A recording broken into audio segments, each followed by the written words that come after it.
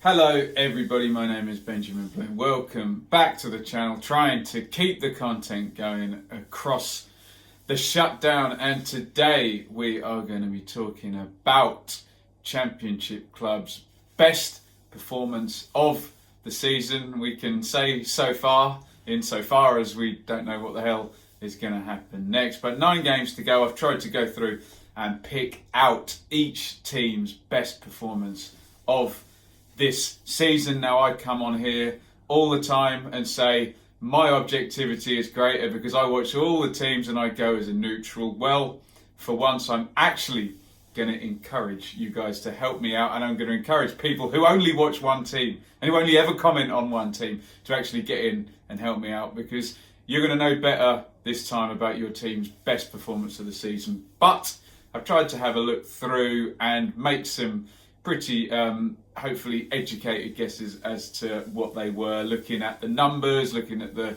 context, looking at the opponents, etc., all the things. So I haven't necessarily just gone through and tried to pick out big victories, although by the nature of this video, a lot of them are going to be big victories, as you can imagine.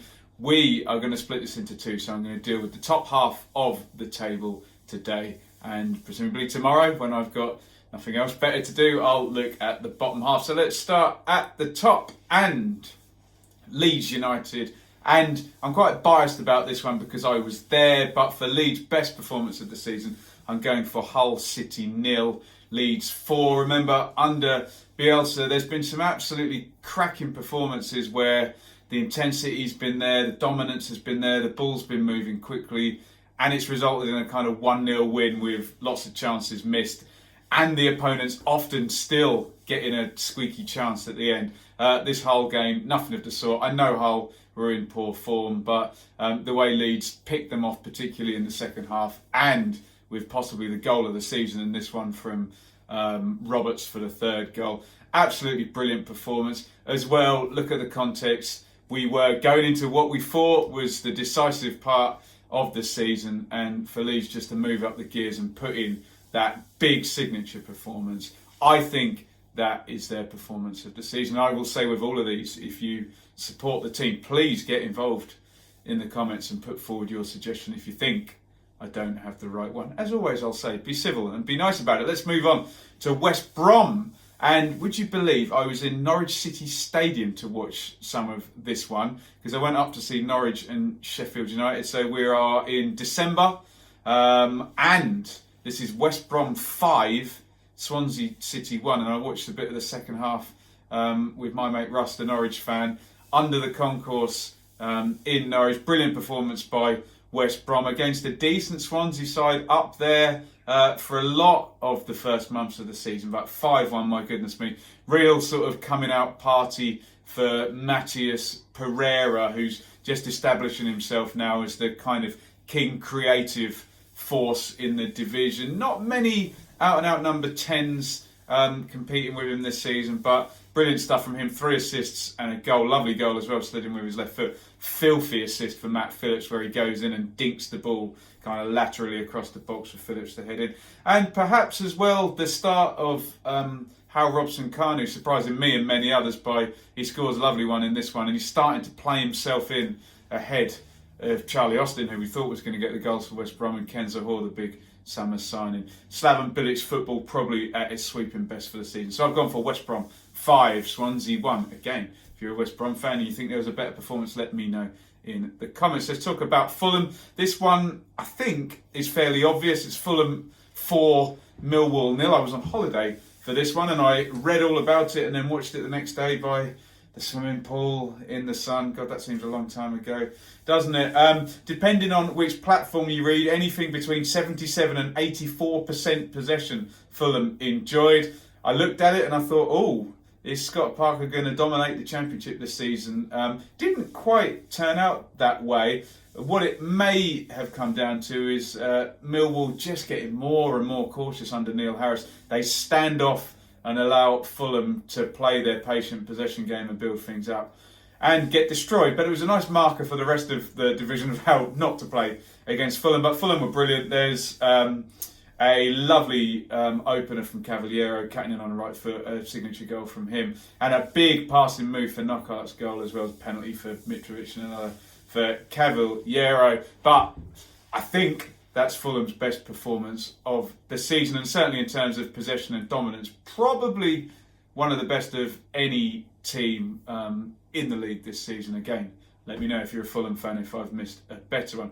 Let's go on to Brentford. I and ahed about this one because there's a couple of fives for Brentford at home to Sheffield Wednesday and away at Hull, but I just can't ignore a 7-0, can I? You know, if you assume that the league system works and it's balanced reasonably as well as it can be, then 7-0 victory should not exist, but Brentford did beat Luton. This is probably before Luton went a little bit more savvy as they have done, because they actually win the return game. I was there against Brentford and a little less open, but very open on this occasion. And of course the Bees have a lot of the ball at Griffin Park, create a lot of chances and exceptional. Some of it, the opening goal's a bit hapless and a couple of them do seem to trickle over the line, but what you do get is just barrages of Brentford attacks and tons of players. I'd love to see the touches in the penalty box, because certainly a few of the goals they seem to pass in. Hat-trick for Josh Da Silva, lovely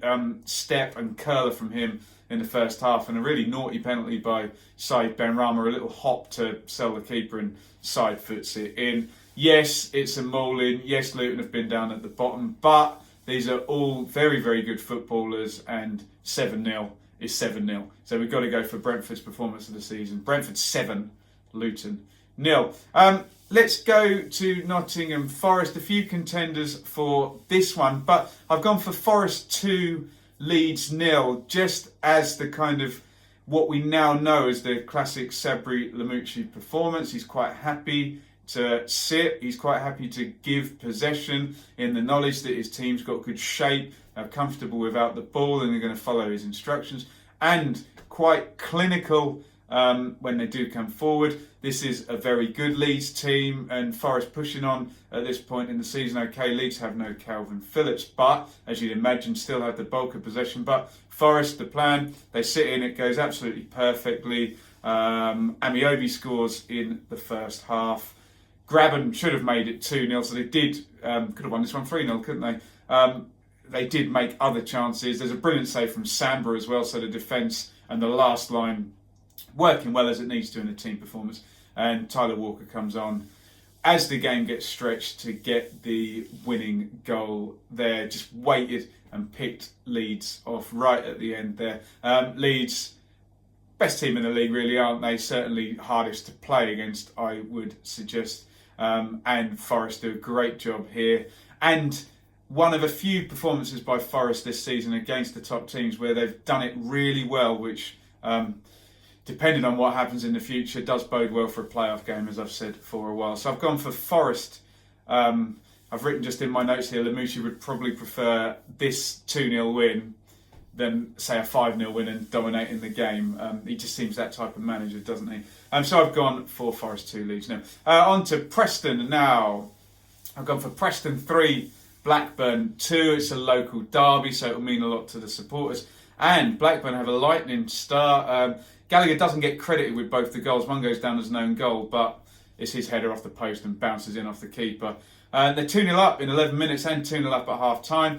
Don't know what Alex Neil says at half-time, but it's a brilliant second half comeback. The typical intense, up-and-at-'em Preston home performance that we would expect. Barkhausen, then a penalty from Johnson, and into the bargain, a brilliant winner by Tom Barkhausen coming onto the ball and curling it around the keeper. I think, given the stakes in the game, given they were 2-0 down and the type of comeback, I'm sure they had more comprehensive performances, but I've gone for this one as Preston's best performance of the season. Again, I'm not going to sit on my throne of objectivity watching all teams and claim knowledge. If you're a Preston fan and you know better, let me know in the comments. On we go. Bristol City, and this is a hard one. Bristol City always so inconsistent, so I've gone for a good performance away at one of the top teams, and I've gone for the context as well, because it's a real top six clash. This one is Fulham 1, Bristol City 2. As I said, inconsistent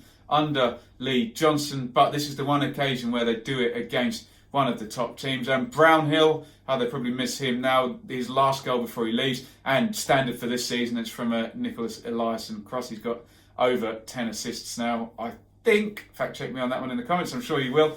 Jeju, really good goal this. I really like this because they've got the overload, they build it up, the ball doesn't go in, then they build again, and I think it's Adam Nagy with a really good run into the box to give Jeju the tap in. Really good example of being in a flow and in a counter-attack and not losing it, but still managing to stamp home that advantage as you push forward. Excellent stuff from Bristol City. It was a second straight win at this point after a 5-2 rinsing of Huddersfield, which could have been one of the points. I think Lee Johnson just changed his tactics at that point as well. The context is all as well as the Robins go equal with Fulham. Fulham in third on 35 points at this point. Bristol City in fourth, locked on points there. They were right in it at this point, game number 20. So I've gone for Bristol City's win at Fulham as their signature performance of the season. Let's go on to Millwall, and we don't have to go back too far for this one because I've gone for Forest 0, Millwall 3, which was in the last round of games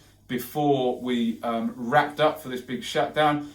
Big Matt Smith with a first half hat-trick, and you'd think Gary Rowett is the type of manager that matched up well against Sabri Lamouchi. We've already talked about Forest sitting back against Leeds and picking them off. Well, Millwall maybe not going to come on to you and give you a different question, and it's Millwall that do the picking off in this game brilliantly. 3-0 by half-time. Smith, first half hat-trick, clean sheets, loads of good stuff in this. And just in terms of the context as well, I thought Millwall had slipped off down a little bit too low. Remember, nobody winning in that middle block there. Millwall themselves, one win in 8. And back they come, and I'm looking at the table, and they're 2 points off it, and I'm like, okay, Millwall are still in it. And that type of result kind of does prove their worth up there. So Millwall, performance of the season for me is Forest 0, Millwall 3. On we go to Cardiff. 4 more to go, guys. Stick with me. Tricky one for Cardiff. Bit of an up and down season. Loads of draws as well. They had that crazy comeback at Leeds. They did beat West Brom and Forest, but I checked the numbers on both of those games. Did concede a lot of chances and quite high on the XG there, so could potentially have lost both of those games. So I've gone for a nice, convincing victory. Huddersfield 0, Cardiff 3. The type of game you need. You go away to a bottom 6 team as Cardiff have been, as Huddersfield have been, in midweek. Nice 2 up at half time. Lovely dink by Murphy and Volks from a set play. 3-0 from Patterson in the second half. Clean sheet into the bargain. Just what you want. Perfect. And Cardiff haven't been convincing this season, so that's why I've gone for that one. Again, if you're a Cardiff fan and you know better, let me know in the comments. 3 more to go. Blackburn having a good season under Tony Mowbray. Brilliant streak through November and December, but just jumps off the page. A 5-0 away win really jumped out at me. Sheffield Wednesday 0, Blackburn 5. Yes, there's the caveat of Wednesday being a little bit of a crisis and the red card for Luongo, which I'm sure Wednesday fans would argue, they'd argue the decision, I think. But Blackburn are already 1-0 up at this point, and they go on and choke out this game. Unless you support a very big team or Barcelona or Real Madrid or something like that, 5-0 away wins don't come around very, very often. So we have to fly the flag for this one and say Blackburn's 5-0 win up at Sheffield Wednesday. Performance of the season for them, 2 to go here. Swansea 3, Birmingham 0. I've gone for, I looked at the win at Leeds, but frankly that was a little bit of a smash and grab, whereas the previous game, Swansea on the TV on the Sunday, thrashed Birmingham 3-0 in this opening 6 games where they came out of the traps like no one's business. Dominant in this game, if you want a game with good numbers. No shots on target again, so no saves for the keeper, 70% possession as well. Dominant, 3 goals, clean sheet. Norton long range, absolute thumper from Selena, and then a Baston penalty. Textbook home win for Swansea there.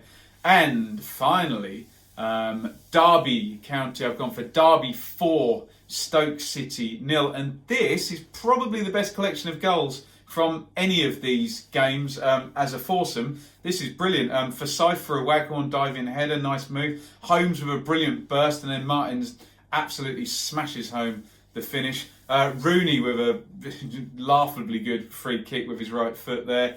And then Jayden Bogle comes out from right back and hammers one across and into the top corner. Looks like a Brazilian fullback when he's doing that. So absolutely clinical finish in this one. Not even that high on the XG with some of those goals, but you can't argue with the ball flying into the net. Whatever the XG says, can you? Some brilliant finishing and some brilliant goals in that one. A clean sheet into the bargain. 4-0 home win. It's been a tricky enough season for Philip Koku for many reasons, but that I make the standout performance. So that is the top half of the table. I'll have a look at the bottom half tomorrow, possibly. We'll see how this video goes, so see if people like it. As I said, this is the one video where I will surrender being the know-all that I am and say maybe this actually suits a football fan not like me, but who does follow one of these championship teams and only these championship teams and only comments on these. You will know more about me. Often that's